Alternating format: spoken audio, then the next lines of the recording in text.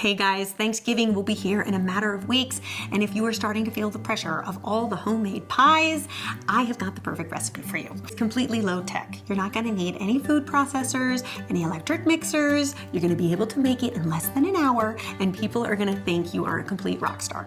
It's my easy pear tart. Let me show you how to make it. So you first want to take out a flat cookie sheet, meaning that it does not have a rim around it. This is going to really help when it comes time to take our tart off the cookie sheet. So it does help if it's completely flat. And then you're going to lay down a piece of pre-cut brown parchment paper. Now the parchment paper is going to do two things. One, it's going to help our tart not stick to our cookie sheet, but also it has a decorative function as well. Because I really like to serve it on the parchment paper on a big cheese board because I think it looks really beautiful and rustic that way. Then here's the real time saver. We are going to get some store-bought puff pastry. And I really like the kind that you can get that's an actual pastry round. Then you're going to take a dinner plate that is at least 1 or 2 inches smaller than your pastry round. Flour the top of it and then set it down. What we're going to be doing is using this as a guide to create our crust. Then you're going to take a sharp knife that doesn't have any serrated edges because you don't want to pull that pastry, you just want to make a nice incision. And the incision is really just a score, so you don't want to cut through it. You just want to score it. And then when you release the plate, you'll see you'll have like a little border. And as that puff pastry bakes, that border is going to become our crust. Then you're going to take a half a cup of unsweetened applesauce. And to that you're going to add a 1/4 teaspoon of cinnamon. And you can just whisk that up with a fork. And then you're going to spread this applesauce just in the center circle to create a nice base. Don't go over to the crust, just keep yourself in that center circle.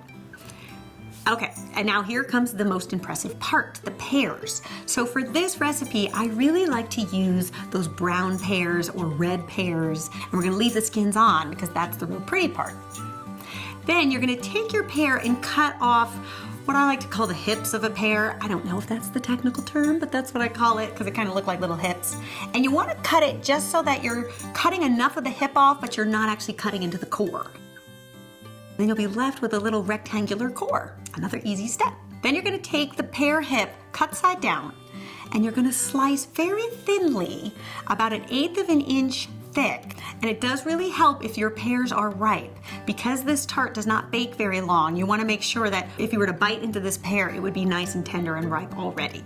Keeping the same order, you are going to lay these slices down on your tart. So you're going to start with a real little one, and then they're just going to get bigger and bigger until they get smaller and smaller. The thing to keep in mind is just make sure that they're all going the same direction. So their skin backs should be facing one way, and their cut fronts should be facing the other way.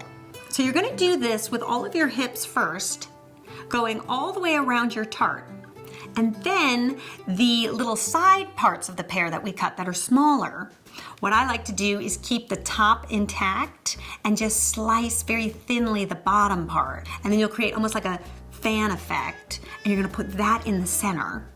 And then you can fill in, if needed, with any of the other pear slices, or just looking at your tart as a whole. Sometimes the design emerges a little bit different and you see a little area that could use another pear. So I like to use those little side pears for that. And there you go, doesn't that look beautiful? So now we are going to take a tablespoon of just plain white sugar and sprinkle it all over the pears. And then you're going to take an egg and beat it up well, and then with a pastry brush, you are going to lightly brush your crust all the way around. But one thing to keep in mind, do not brush the egg in the scoring, because what'll happen is it'll stick and your crust will not rise up. So puff pastry really needs to be unencumbered in order to rise. So just be very careful and kind of just give it a light brushing all the way around the perimeter, being careful not to go into that scored edge. And then we are going to take our tart and put it in a 400-degree Fahrenheit oven, and you are going to bake it for about 30 to 35 minutes, just until it's nice and golden brown, and you'll see it'll puff up slightly.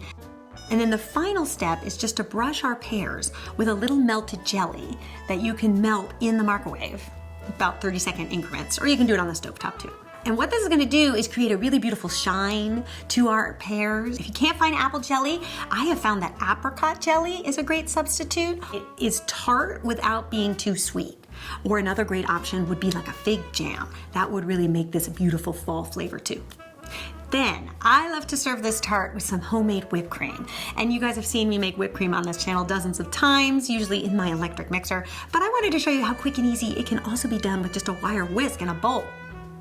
Now, it does take a little muscle, but it can be done. So in a medium-sized bowl, we're going to add 2 cups of either heavy cream or whipping cream. Either one will work. 2 tablespoons of powdered sugar and a teaspoon of vanilla extract. And then all you are going to do is get your wire whisk out and start whipping. I find that it works really well if you have a bowl that's a little bit smaller than larger, because you want it really concentrated so that when you aggravate that cream really fast and really quickly, it's going to start to thicken. And then over time you will get a really beautiful softly whipped cream. And then as I mentioned, because this tart is rather large, it's actually too big to fit on some of my cake stands. So I just like to take that parchment paper and slide it off onto a big cheese board, and then transfer my whipped cream into a nice little piece of pottery and put that on the cheese board. And then tuck in a beautiful cake server and bring that whole thing to the table. And I think it is perfectly lovely and beautiful. I think things can be at their most elegant when they are so simple. And there you have it, a beautiful, elegant dessert that took you hardly any time to put together, and hardly any kitchen gadgets.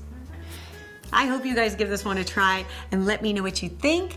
And remember, for more quick and easy recipes, be sure to subscribe, and I will see you back here next week for another one. Until then, bye. Swilly bop, shoo bop ba, shoo goo gop, ba goo ba shoo ba goo gop, ba goo ga shoo ba goo gop, ba goo ba shoo.